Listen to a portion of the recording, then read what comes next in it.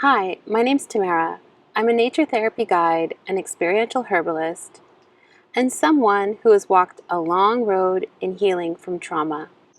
Today I want to talk about what trauma can actually do to the brain and how nature helped me begin to heal layer by layer. This story is personal, but if you've ever felt foggy, frozen, or like you've lost yourself in someone else's story, I think this might speak to you too. When I was in college and university, writing exams wasn't easy. It took focus, it took concentration, but I could do it. And then I couldn't.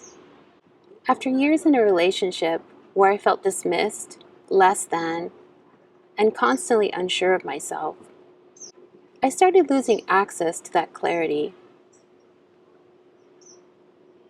My thoughts became cloudy, my memory frayed, and I second-guessed everything. At the time, I blamed myself. I thought I wasn't trying hard enough. But what I didn't realize is that emotional abuse can physically alter your brain. Research shows that prolonged emotional trauma, especially if it's ongoing, can shrink your hippocampus. That's the part of the brain that helps with memory, learning, and emotional regulation.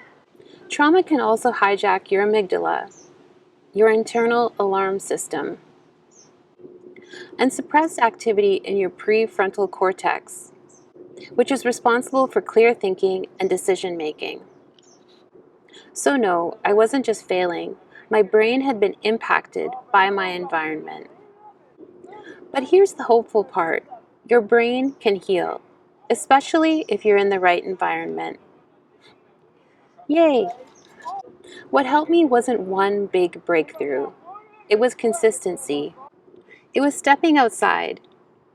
It was walking through a forest near my home. It was listening to birdsong. It was feeling the ground beneath my feet. It was noticing beauty, even in tiny things. There seemed to be a small surprise or a moment of awe most every day. Over time, my nervous system settled. I could breathe more deeply. I could think more clearly. I felt like I was coming back to myself. Later, I learned that nature actually supports brain healing. Time in nature can soothe the amygdala. It can reactivate the prefrontal cortex, and it can encourage hippocampus regrowth.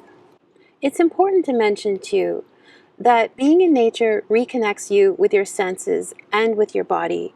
And this is so important for people who have gone through trauma because there's often a disconnect here.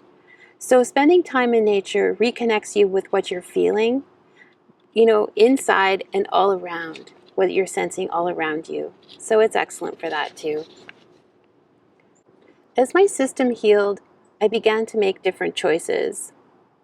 I began to notice when I was pushing too hard.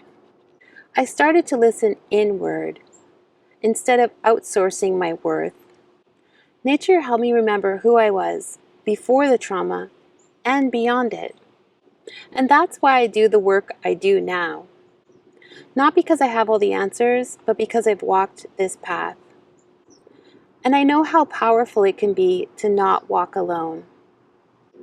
If something in this story spoke to you, if you're in the fog or somewhere on your own return, I created a gentle tool to help.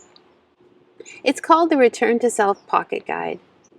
It's a beautiful digital resource filled with nature-based invitations, reflections, and support for your healing path.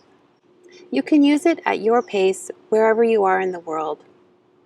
I want to encourage you. You're not broken, you're healing, and nature can help.